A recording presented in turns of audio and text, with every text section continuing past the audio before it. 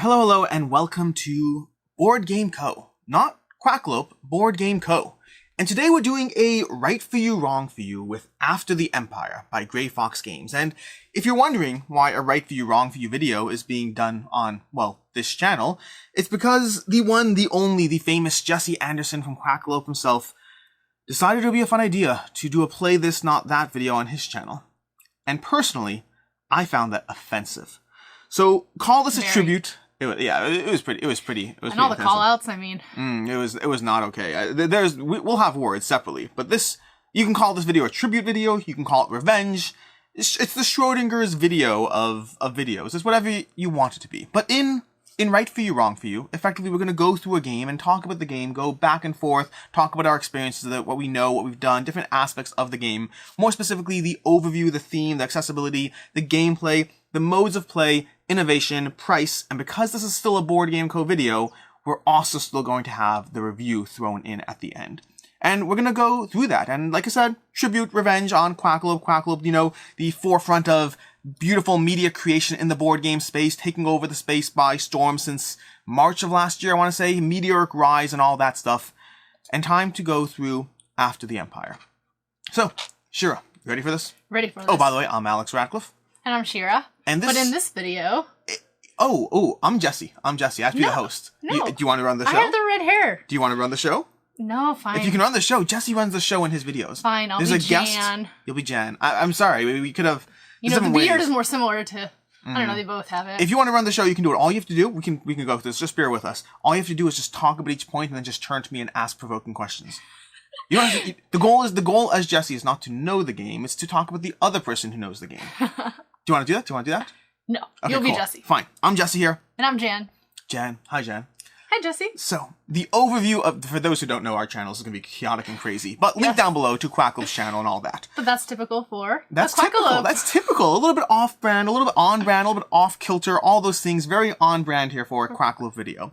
Now, to begin us off, to take us off, whatever it is, overview. Shira, what do you want to tell us about the general thoughts, opinions? Give the audience an overview of this game. So, After the Empire is a game like I haven't really ever played before.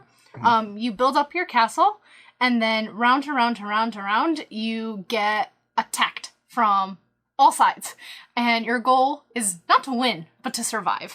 Yeah, that's a reasonable way of putting it. And I agree. And you mentioned you haven't played games like this before. There are games like this in the space. Although we're touching upon innovation, we are slowly touching upon that aspect. We'll come back to that later.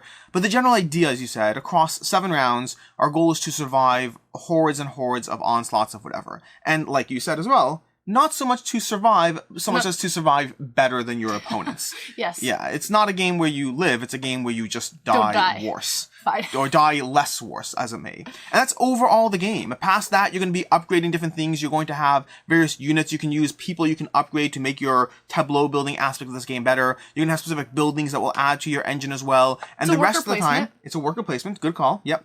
It's a worker placement. And then past that, you're just trying to get resources. You're trying to get stone. You're trying to get iron. You're trying to get wood in order to build and develop out your castle. Your castle that starts as wood, but you want to upgrade it because you're going to want to take down the enemies. Because every single round, you have enemies attacking from all 4 sides, although you don't actually know where they're attacking from. Yeah, that's part of the anxiety.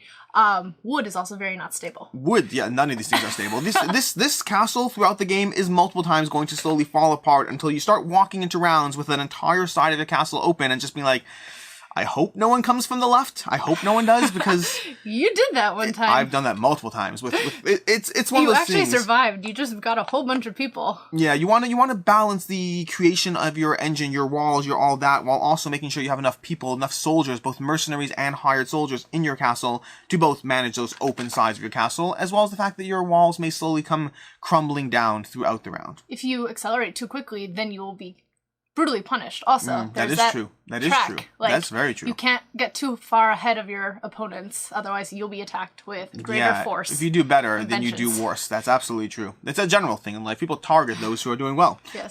So that's the overview of the game, which takes us to theme. What is the theme of this game?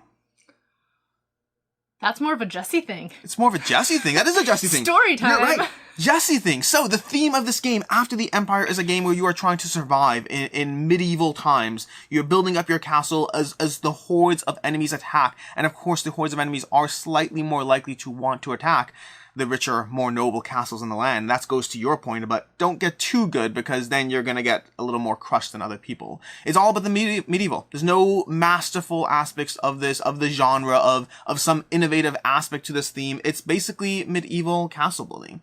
Now, if you're looking for something safe, something standard, something that's been done before and done well, then this is not for you. This might be right for you, exactly. So, that's, again, on brand here. So, that's going to be how that works. Now, on the other hand, if you are someone who is sick of, the same old, if you're looking for that thing that is new, if you're looking for a fresh new theme, maybe a game about birds, or maybe a game about Mars, which is still not done, or ducks, a game about ducks. If you insist on having a theme that is unique, special, and not just the same old, not been done before, then this game just might be wrong for you. And so, that's the overall theme. Not very in-depth, not a ton of going on here. Like I said, this is very flat and vanilla in the actual theme of the game. The aspect of survival in the castle arguably is a little bit more unique, the aspect of having hordes of people come at you. But again, it's been done before in different ways. The general concept of what's the term? Tower defense. Tower defense is a genre. What other games can you think of that have this element? So, it's going to be different games. I mean, so it depends how we tie that down. Let's cover that more in gameplay. Because there are aspects to that. Because this is the first type of game that, I've played like this. Oh, it's somewhat unique. It's been done before, not a ton across the board. But we'll go through that in gameplay. But we are on to accessibility. Now, accessibility is one of those categories that I never know exactly what Jesse means when he talks about it. There's actually 2 areas on this list. But I usually just jump into it, pretending I know what's going on, because that is something I learned from Jesse. Just always be confident. Straight head first. Yep. And so accessibility. Accessibility is going to be, in my opinion, the general idea of how accessible is this game? What's the player counts? What's the weight? How difficult? How quick can you bring it to the table? How quick setup, tear down, all those different assets. I actually think it is pretty accessible. It's not too hard to teach. Once you understand basic mechanics of gameplay, like worker placement, tableau building, then you get the gist of it pretty well. There's not too much setup. It's mainly emptying bags and placing cards out. What else did he say? Setup, how quick? Player count, game length. We've only played it, I believe, with 3 players. Yes. So we were thinking that 4 players might be a little too chaotic, and 2 players might get a little too boring. Yeah, so, opinions, not based on any gameplay. And I don't know what the ratings are yet. I haven't checked what it ranks best at in terms of the player count, but again, it's going to what you said. The 2 players just takes away some of the fun aspects of the game, because this is, it sounds weird to say it, this is almost a party game disguised as a heavy Euro. Because watching things tear down, fall apart, that adds to the fun. Then with 2 people, it feels more like a competition and less like joyfulness as you watch that third person's castle self-destruct or whatever it is. And then with 4, you're adding to the game time, which touches upon the accessibility there. It is a game that does run a little long. You could get it condensed, you could get it short, but I think in order to do so, you'd always have to be running your own attacks. Because when you get to the attack phase, you have tons of units attacking each castle, and that's a phase that you can run simultaneously. Right. But if you do, then you don't get to watch as other things go wrong. You don't get to watch other castles burn. Yeah, the accessibility, the game length, it's a bit of a trade-off between trying to play as quickly as possible, or alternatively having the best experience. Our games lasted around 2 to 3 hours? Somewhere in that range, yeah. The first game was definitely a little long. As we played more, it ran down a little bit, but it's still a little bit on the long end. Lots of vocalizations and lots of yelling and putting your head in your hands. Yeah, so it's the idea of a heavy Euro that is somewhat easy to teach. I would argue surprisingly easy to teach compared to how much is going on here. Once you know worker placement, it's basically just teaching people the spots and then teaching people the attack phase. That's a little different, that's a little unique. I still haven't really gotten that one down, but that's why you're here. So make sure you have someone at your table who can run the game for you effectively. But past that, if that aspect of somewhat easy to teach, heavy degrees of gameplay, not long but not so long, if those things don't scare you off, then this game might be right for you. There we go. So, that's going to be that. And again, this is all Jesse's fault anyway. So, that is going to be accessibility. This game is a little bit on the medium side of the accessibility scale. Could go either way, depending on which of those points resonated with you. Which brings us to gameplay. The things we've been talking about and hinting upon this entire time. Are we going to go through how it's all done? No, the general idea. Gameplay? Gameplay is going to be choosing to pick whatever elements you want to focus on as far as the gameplay. What aspects? Things we've touched upon to a degree as we talked about the game. The aspect of, as you get more powerful, things get harder. The troops attack from various sides. You pick. On that note, as you get more powerful, you still can't pretend to be in last place for the entire game because this little cannon or catapult. This catapult Medieval Europe, medieval times. keeps advancing every single round, and if you are behind it, you will still get the penalty of the sword ahead of where it's at. Yeah. So you can't purposely stay behind everyone and let them get crushed while you're conservatively building up because it will catch up to you. Yeah. The invaders are not far behind. Yeah. There's an interesting element that the cards are flipped down after a certain point. The first round we start with one card up and... Yep. No, so every round you start with one card face up that you see where the enemy units are attacking from. Some degree of knowing what's happening. Your scouts see things, it's all good, you're great, you're good to go. But then as the rounds progress, you're going to add to that single face up card a face down card. So it starts off, it gets a little progressively more difficult, starts off with one face up, then it goes to one face up, one face down, then one face up, two face down, and then for the rest of the game, one face up, and three face down. And then combine that with a siege engine card that's either going to be adding ladders or additional attacks to both their castles in general, as well as whoever's in the lead. Again, that aspect of not wanting to be in the lead. And then between those things, you're basically trying to manage a defense on four sides, even though you don't actually know which side it's coming from. Yeah, that's... trying to protect your farms, I mean... A little chaotic. Absolutely chaotic in that sense. And then past that is basic worker placement, as you said. Yeah. Place down your workers, try to get units that will, refugees that will help build out your castle, try to get buildings that will augment your castle, or try to get resources, because everything in this game is something you need. You need to spend your limited workers that you'll constantly want more of. You have to feed them. Yeah, you have to feed. Well, you have to feed your soldiers, not your workers, but you have to feed the soldiers. Yeah, feeding the soldiers. Mercenaries, however, are temporary. They're disposable. Disposable. You hire them, you fire them, or they die. You can kill them. You had a method of killing off a person every round. This game has a card. I think the demon barber from Fleet Street or whatever it is, Sweeney Todd, that's who it is. So Sweeney Todd shows up as a card in this game where you can effectively slaughter your own soldiers to feed your other soldiers. Now, and we're going to do a quick tangent there because I think it's worthy. If the idea of slaughtering your own soldiers to feed your other soldiers sounds off-putting, then this game is wrong for you. Yeah, definitely. That's just a quick tangent because I thought that was really essential. Yes. But past that, yeah, it's going to be all about that worker placement, tableau building, while you try to slowly augment the defense of your castle, knowing full well that aspects of your castle will be destroyed. This is not, we said this before, worth saying again, this is not a game where your castle survives. It's a game where your castle just gets hurt less than other players. That's basically it. Past that, you can do that for 7 rounds. Every single round you're getting more points. There's going to be some aspects to your money, effectively. So money is something you're going to be trading in during the game to get a lot of things, but money is also your points. Right. So the more money you have, the more points you have, the more you're attacked. All those various attack cards are going to be different degrees of strength, 3 different tiers. And each tier is going to be different depending on which line you've crossed in terms of how much money and points you have. So spending the money is great. You get more stuff, you get more resources, and you also go down in points and become less of a target. Right. But then you have less points. Points is how you win. Points is how you win.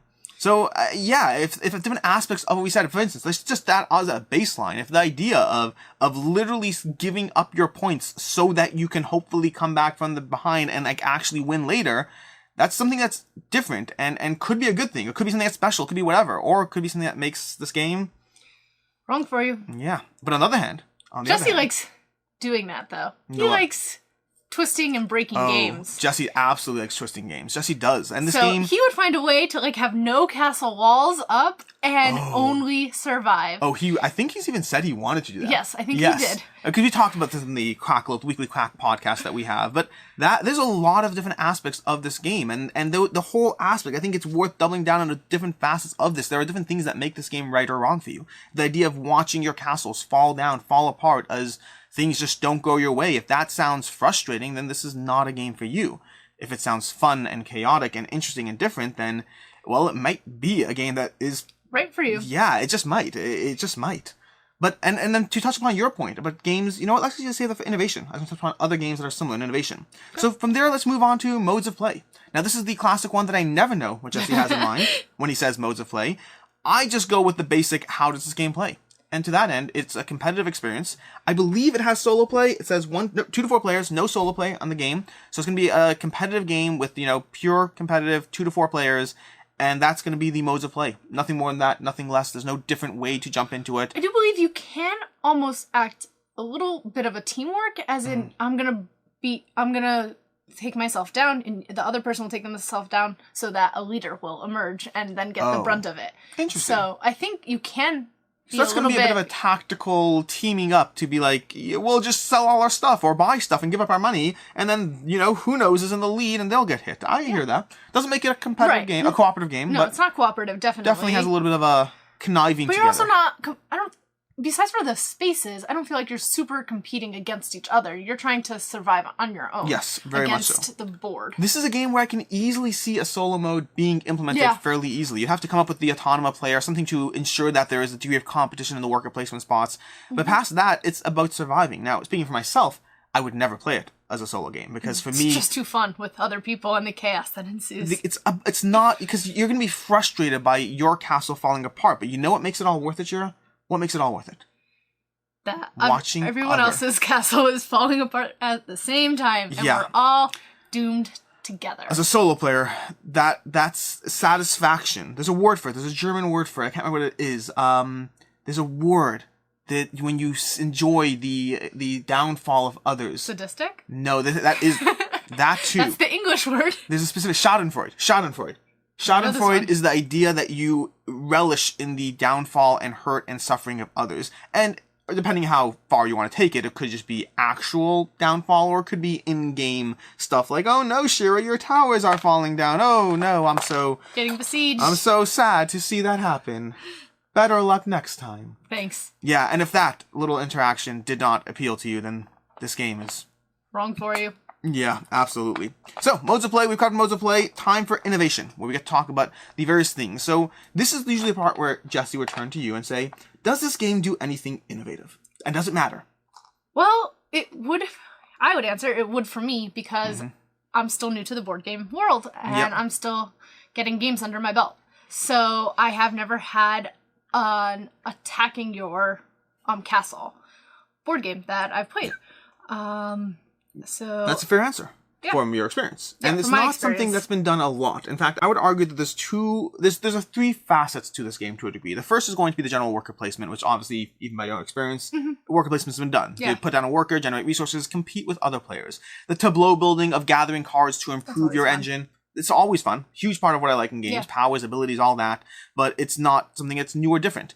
The idea of tower defense and just tear down and destruction, those are things that have been done as well. So tower defense is going to be the general idea that as the game develops, both the tableau building, you're literally building up towers that will increase your fighting against the units that are slowly marching towards your castle. So this game has a degree of tower defense, which is something that's been done before. Not often done well in games, but it has been done. But I would argue this game feels far less like a tower defense game, and far more like a just pure destruction of trying to survive as things are thrown at you. And to that end, there's one game in particular, one specific game that comes to mind, a game called Galaxy Truckers, which you may have heard us talk about. I've heard you talk about it with a lot of... Yeah, Galaxy Truckers is an interesting one. There are other games, to be clear. There are other games where you watch things being torn around you. You've played Bruges, and in Bruges, for instance, you have those disasters coming at you. Games often incorporate a degree of things hurting your engine in the game. But games where the focus of the game is the hurting of the engine, those are a little bit more rare. And even myself, I've played a lot of games. I really can only think of Galaxy Truckers as the most equivalent game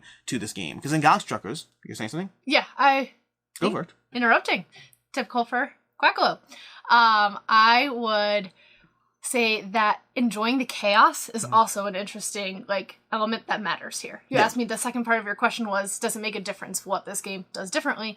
And I usually don't like chaos. I like controlled things in a specific manner. And the fact that I enjoy when everything just bursts is really fun. And I purposely do it sometimes. I will purposely tank my castle so that I could get set up better for the next round. Yeah, you've done that a few times decently too, because you get these additional resources when that happens. Now, so if you can time it well, you don't want to do it when things are going well, because that would be broken. But when you just have just enough of a weakness where you're like, I could reinvest in bolstering those defenses, or I can take a down round and come back stronger than before. If you time it well, it can work out well for you. Especially if you're not too far ahead on the point track, because the penalization, if you get torn down and besieged, you would go from 13 to 8. Whereas if you're up here, you'd go from 37 to 22. Yeah, the higher you go... So in the later rounds, it's more more punishing. Yeah, the 7 rounds, if you're going to take that hit, you want to do so like in the first 4, I'd argue. The higher you get on the track, the more punishing it will be. But yeah, going back to Galaxy Trucker. So Galaxy Trucker is going to be one that feels fairly similar to this as you build up a spaceship and then send it off on a journey through space and then have things literally attacking your ship from all different sides in different ways.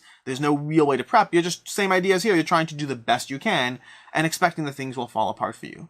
Now, Galaxy Truckers does have a real-time element to it that might make that the game that's wrong for you, and this perhaps the game that's right for you. Because in Galaxy Truckers, you literally are dealing with a pile of things in the center as you rapidly try to build out your ship and then do so before other players. Interesting. So that real time adds to the chaos, which might be something that's good for you, or it might not be. So if you've liked the aspect of Galaxy Truckers, if you've played Galaxy Truckers, if you love the premise, if you've enjoyed watching yours and other ships fall apart in space, but you hated the real time element, well then After the Empire is right for you. Yeah, just might be right for you.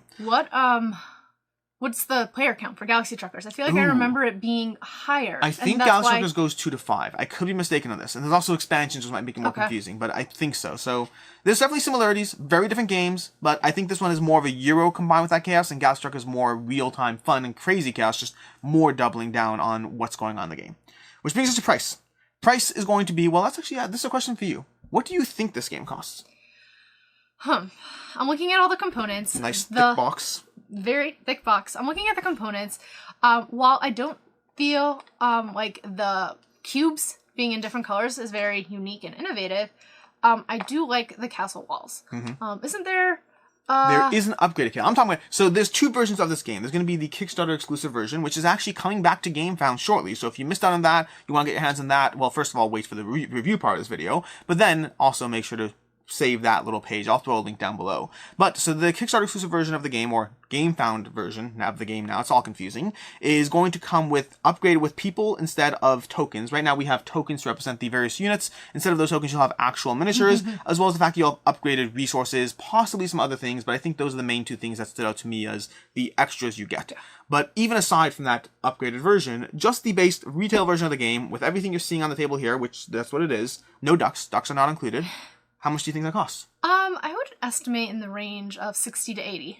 Well, so I think it's 90. I think it's 90. Yeah, and I would have thought 80, by the way. My guess was $79.99. I checked it up. I believe I saw it for $89.99 online. I'm sure you can find it cheaper at some point in some way, but $89.99 was the price I currently saw for this thing. So, with that mindset, with that knowledge, price. What do you think of the price of the game?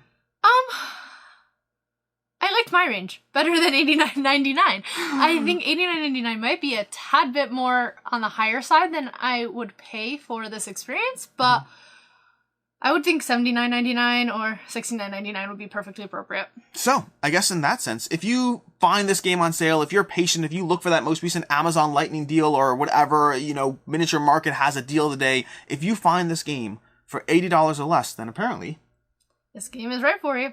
And if it's more than $80, then you're going to have to decide for yourself whether that seems like a price point that you want to pay for the chaos and madness of seeing everything fall apart in front of your eyes. I mean, honestly, there's no real price you can put on seeing your friend's castle self-destruct. That is a priceless experience. But in case it's not for you, well, factor that into your whole price valuation aspect of the game. A higher price might be right for you, though, if you really enjoy the experience. Yeah, this is... Or you can make your friends buy it.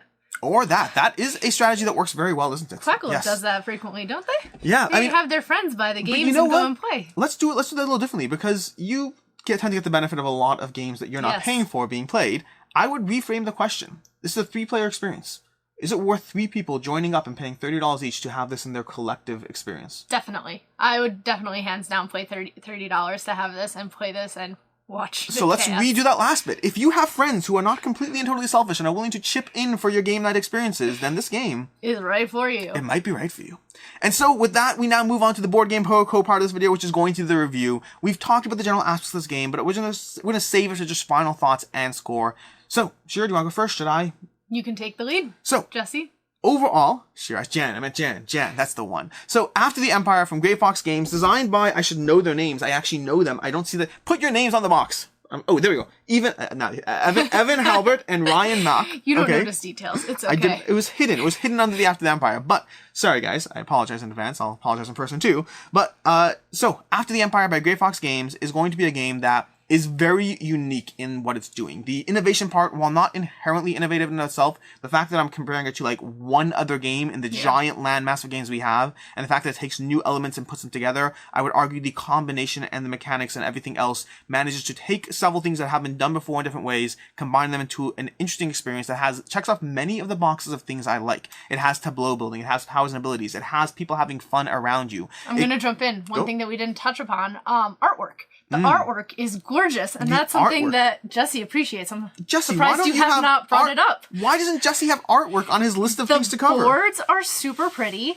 Very different. There's 4 different boards, and I think each one is a different season almost. So I think I'm not sure if they cover different seasons, because I think they have like 3 green and then 1 winter season, but it could be different seasons because spring, summer, and autumn are a little different. Green. Yeah. And then even the carts have really pretty artwork on them. Yeah. Both the buildings and the refugees.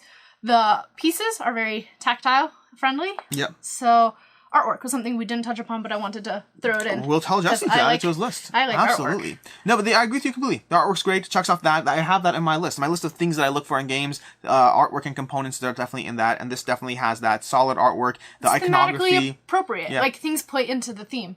Yeah. The iconography is simple and easy to read. Yes, Everything is. That's important. It really. I mean, this is not a game that's hard to teach. It really isn't. The aspect of what's going on, sure, but the hardest thing to manage is the actual battle flow. And as long as you have one person who can manage that, you can get people up and running those first few rounds as they do it, and then really take off. So overall, for me, After the Empire checks a lot of boxes. My biggest pet peeve with it is pet peeve is the wrong word. My biggest potential complaint is I would argue the greatest amount of variability that this experience has is going to come from the refugees and the buildings. Past that, you're kind of doing the same thing every time. You might try different strategies. One time you go for all stone castle. One time you just focus on turrets. One time you focus heavily on buildings and refugees. There are different strategies you can try to engage in, but I think it does need something more. I think it needs an expansion at some point to make it a game that I will constantly pull out, as opposed to one that every 6 months I'll be like, After the Empire. Yes. That's going to be good for a game tonight. My biggest critique is that when you win a battle, your points are 1, 1, 2, 2, 2, 2, and 3. You do not get much reward for winning these battles. You're not wrong. So that's a good point. That is a good. That's my major critique. You've survived an onslaught. I mean, you should be paraded through the streets. Effectively, what happens is the person who's in the lead, the person who was taking the biggest brunt of the attack, what they get for winning the battle is they get 1 or 2 or 3 bonus points, when everyone is getting like 6 or 7 points just for being there, effectively. Yeah. So I do agree that I would like to see, because we've definitely seen in our games, there definitely is an incentive for people to pull back, to spend their money, to not be in the lead, because the upside of being in the lead just isn't there compared to the rewards and all that. So I do agree. It feels like the game is basically a balancing act for the first 5 rounds while you build up your engine, and then the last 2 rounds you try to suddenly push ahead and try to get more gold and survive those last 2 rounds. We also didn't talk about that we start Starting out bonuses. with starting bonuses, where each have a unique power and ability. More powers and abilities, 100%. So that also does have some variability, but there aren't that many of them. Yeah, I'd like to see more. I agree with you there. I would like to see more that would offer different ways to then go into the game and construct your engine. Yeah, I completely agree. And so with me, for all that said, ultimately for me, this is currently a 4 out of 5. I think this one could rise. With the right expansion, with the right whatever, I think I could see it rising. But for me right now, it's a 4 out of 5. It's a solid game. Really enjoy it. Absolutely staying in my collection for now. And one that I'll take it when you're done. Yeah, she'll take it when I'm done. $90, I'll take it. It is a 4 out of 5 for me as well. It's a really solid experience, and it's just fun. And I mean, what else are games for? Yeah, fun. I agree. And with that has been your Right For You, Wrong For You from Cracklope and BoardGameCo. Jen, thanks so much for being here. I appreciate it. Jesse, thank you so much for having me. I'm sorry for the chaosness. No, it's right on brand. I know, right on brand. And as always, get out and play more games. I'm pretty sure I did that wrong. I think he has It's slightly different. It's like, get out and play some games. Go out and play some games. Have fun. I don't know. Go watch his video. I'll throw a link down below. Live life. Be happy. That one. Quack.